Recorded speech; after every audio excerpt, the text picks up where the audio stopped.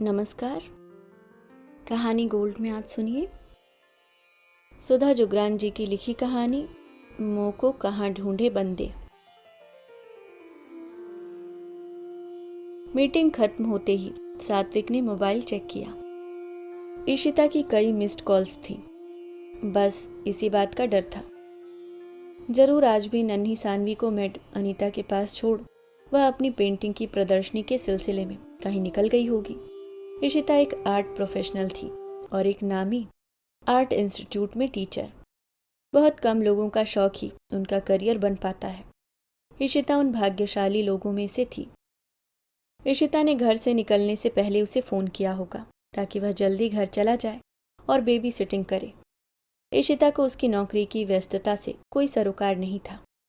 Car drive करते हुए वह अपनी सोचों में उलझा था। सानवी की देखभाल के लिए उसे कई बार अपनी नौकरी को भी दूसरे पायदान पर खिसकाना पड़ता है। ईशिता की आर्ट इंस्टीट्यूट की नौकरी से उसे कोई गिला नहीं है, पर वह चाहता था कि जब तक नन्ही सानवी को माँ की ज़रूरत है वह अपनी नौकरी के बाद का समय उसे दे। सात्विक की व्यस्तता व ईशिता की लापरवाही सानवी के पूरे जीवन की नींव कमज़ोर कर सकती है। लेकिन उसका एक ही तर्क होता कि सानवी को उसने कष्ट सहकर जन्म दिया है तो पालने की जिम्मेदारी उसकी भी है। सात्विक को अपनी जिम्मेदारी से इनकार नहीं था, पर नन्ही सानवी माँ से ज्यादा देर दूर नहीं रह पाती थी। अनीता सानवी की माँ नहीं है। सानवी ने कुछ खाया तो खाया, दूध पूरा पिया तो पिया। जब माँ होकर ईशिता को उसकी चिंता नहीं होती तो भला अनीता को क्यों कर होगी। ईशिता की लापरवाही के कारण अनीता भी ठीक से काम नहीं करती है। ड्राइव करते हुए सात्विक सोच रहा था कि क्या ईशिता अब ऐसी हो गई। नहीं, दरअसल ईशिता शुरू से ही ऐसी ही थी। थोड़ी मस्त मलंग टाइप्स। उसे घर से बाहर की व्यस्तता अच्छी लगती थी, चाहे ज़रूरी या गैर ज़रूरी। वह हमेशा अनप्लान्ड रहती। सोच समझकर कोई काम करना उसकी फितरत में नहीं था। कुछ कहने पर स्वभाव इतना नाजुक कि आंसू पलकों पर ही ठहरे रहते। इसी डर से वह उसे कुछ भी कहने से बचता है। पर जब से सानवी उनकी जिंदगी में आई, उसका खुद का दिमाग तो जैसे विचारों का कुरुक्षेत्र बन गया था। वह अपने अंदर हमेशा एक युद्ध लड़ता रहता। ईशिता के इसी मस्त स्वभाव के कारण ही तो उसने ईशिता को पसंद किया था। लेकिन अब उसे सानवी व घर का ध्यान रखने के लिए प्यार से समझाते समझाते वह कुछ तीखा होने लगा था, जिससे उसकी व ईशिता की हल्की फुल्की झड़प कभी कभी कठोर हो जाती। कुछ घंटों का अबोला अब कुछ दिनों में बदलने लगा था। एकाएक उसकी चेतना वर्तमान में लौट आई। कार पार्किंग में खड़ी कर वह चौथी मंजिल के अपने फ्लैट की बेल बजा रहा था। अंदर से अनीता के दरवाज़ा खोलने की सरसराहट के साथ सानवी के जोर जोर से रोने का स्वर भी कानों में पड़ गया। उसका मन खिन्न हो गया। दरवाज़ा खुलते ही नन्ही सानवी डगमग दौड़ती उसकी टांगों से लिपट गई। यह इतना क्यों रो रही है? उसने सानवी को गोद में उठाते हुए पूछा। दूध नहीं पी रही थी साहब। उसने अपनी छाती से लगी सुबकती सानवी के घुंघराले बालों को समेट उसका चेहरा उठाया। सानवी के फूल से गालों पर चाटा मारने के निशान थे। तुमने सानवी पर हाथ उठाया? सात्विक गुस्से में उबल पड़ा। जब बात खुल चुकी थी तो अनीता भी रुखी हो गई। तो क्या करूं साहब, ये कुछ खाती पीती नहीं, तब भी आप लोग गुस्सा करते हैं। मैं कब तक इसके पीछे पीछे लगी रहूं? सात्विक को समझ नहीं आया कि अनीता के तर्क का क्या जवाब दे। कुछ कठोर कह देगा और अनीता ने काम छोड़ दिया तो घर संभालना मुश्किल हो जाएगा। उसने अनीता को डिनर तैयार करने को कहा और सानवी व दूध की बोतल लेकर कमरे में चला गया। हृदय बहुत व्यथित हो रहा था। दूध पीकर सानवी सो गई। घंटे भर में अनीता डिनर तैयार करके चली गई।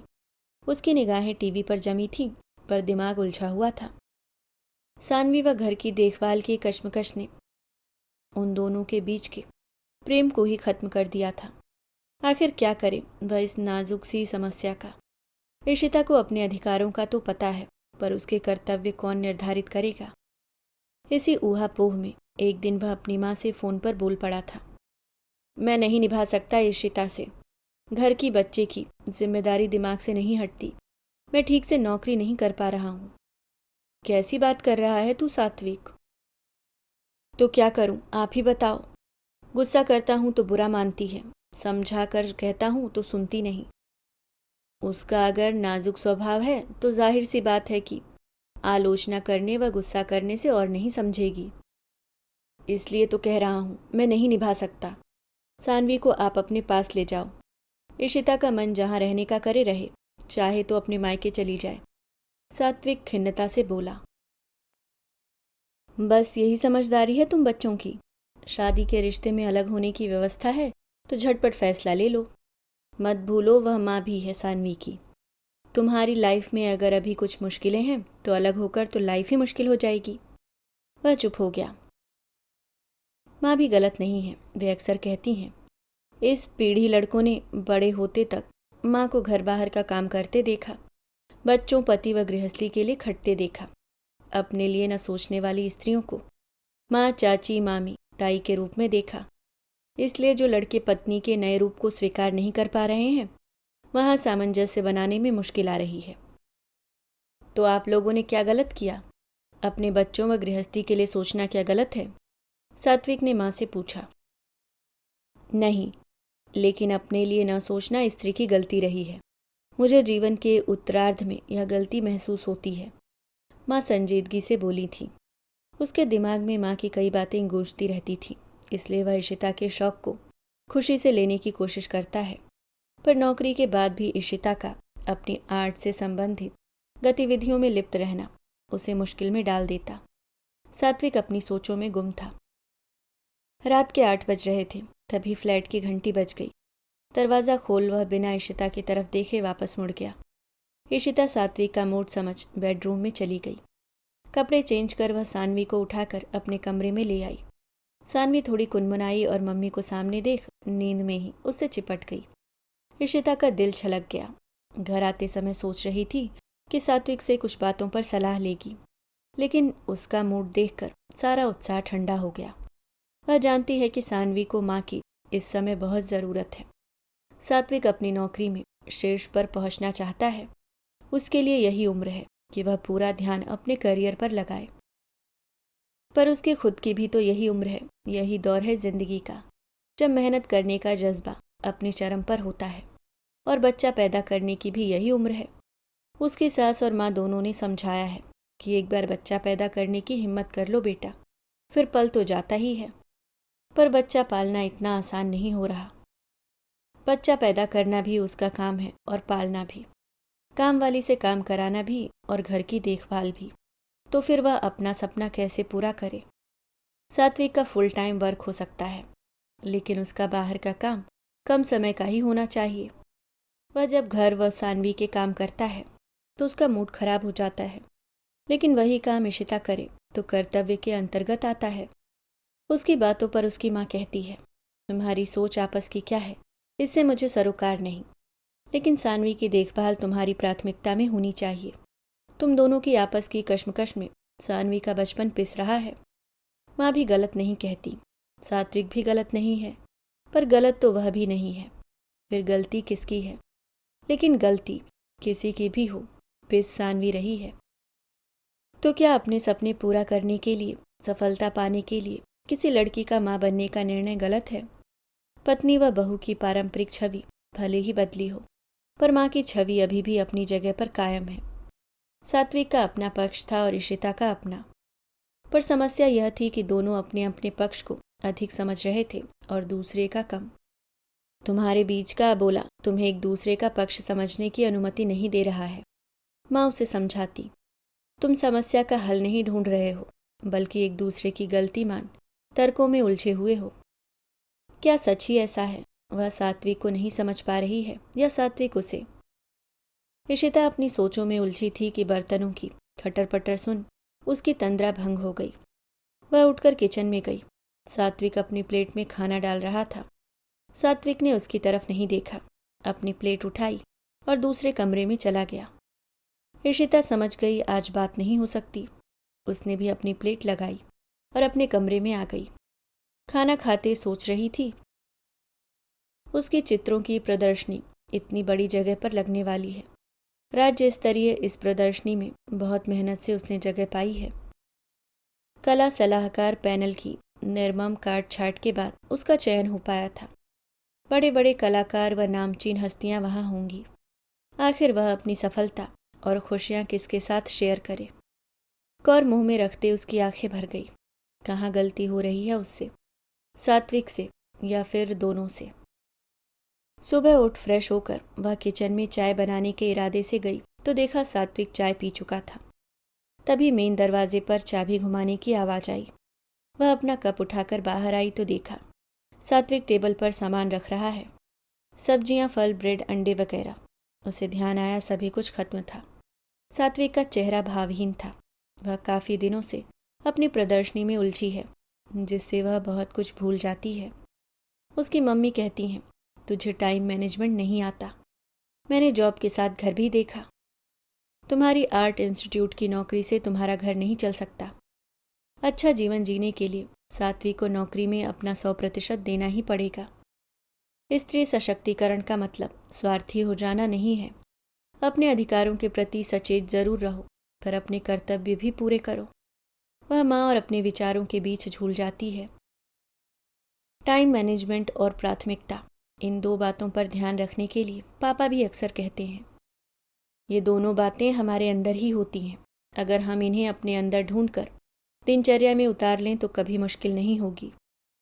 वह माँ पापा की बात समझने की कोशिश करती है, पर क्या फिलहाल सात्विक को भी अपनी प्राथमिकता तय नहीं करनी चाहिए। वह बालकनी में बैठी विचारों के पथरीले टुकड़े पर नंगे पांव विचर रही थी। सानवी की आवाज़ सुन अंदर आई तो देखा सानवी पापा के साथ खेलते हुए किलकारी मार रही है। उसे देख गिरती पड़ती उसकी तरफ भाग गई। नन्हे से बच्चे को बताना नहीं पड़ता कि उसके सबसे बड़े संरक्षक व प्यार करने वाले माता पिता ही होते हैं। लेकिन माता पिता को समझाना पड़ रहा है कि सानवी उनके लिए प्राथमिकता में होनी चाहिए। इशिता के अंदर इस एक क्षण में अचानक एक नए परिवर्तन ने राह बनाई। एक विचार ख्यालों में उभरा और दिल में बस गया। इस प्रदर्शनी से निपट जाए तो पहले सानवी को बड़ा करेगी। इसी बीच सात्विक नहाने चला गया। इशिता ने सानवी को दूध पिलाकर नहलाकर तैयार कर दिया। सात्विक तैयार होकर आया तो सानवी को संभालने लगा। इशिता तैयार होनी चली गई। अनीता ने नाश्ता टेबल पर रख दिया। इशिता तैयार होकर आ गई। अनीता सामने बैठकर सानवी को खिलाने की कोशिश करने लगी। सानवी को मुझे दे दो, मैं खिला दूंगी। तुम आज लाया हुआ सामान जगह पर रख दो। नाश्ता करता सात्विक चौंक गया। यूं तो बात नहीं करनी थी, पर मुंह से फिसल ही गया। तुम्हें आज इंस्टीट्यूट नहीं जाना है?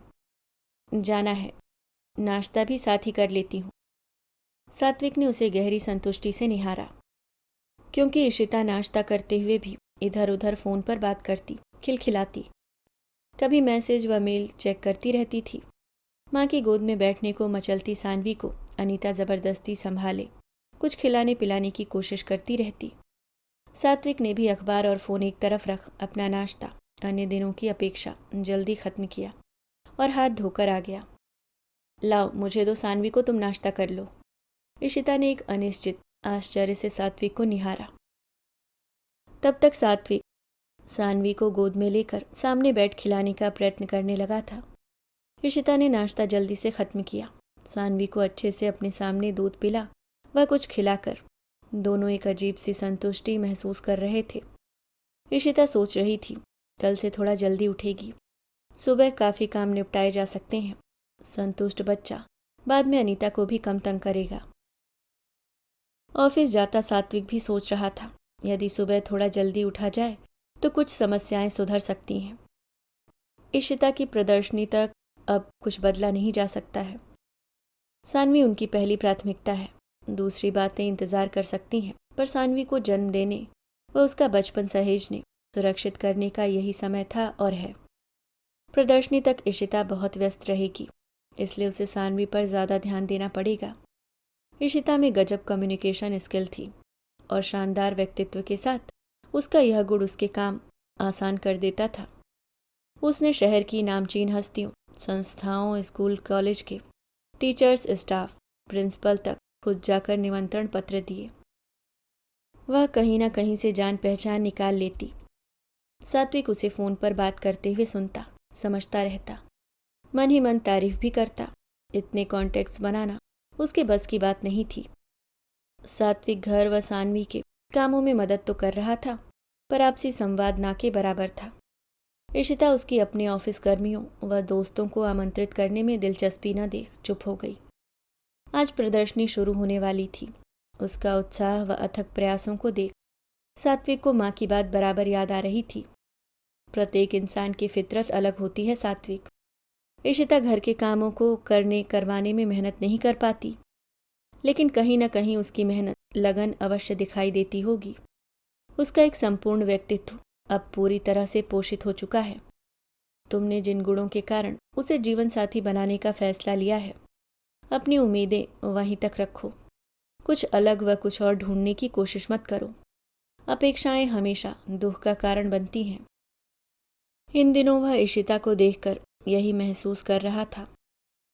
संतुष्ट रहना सच ही हमारी सोच पर निर्भर करता है। सात्विक का इस समय चुपचाप इशिता की मदद के लिए हाथ बढ़ाते देख इशिता भी इन दिनों यही सोच रही थी। कहीं वह सात्विक से कुछ ज़्यादा उम्मीद तो नहीं करती। वह अच्छी नौकरी पर है, देखने में हैंडसम है, मेहनती है। इन सब के साथ वह उसका गंभीर स्वभाव देखकर उसकी तरफ आकर्षित हुई थी। उसकी केयर चुपचाप वाली होती है, व्यस्त भी ज़्यादा रहता है। माँ सही कहती हैं, अच्छी जिंदगी जीने के लिए सात्विक का अपनी नौकरी में 100% देना आवश्यक है।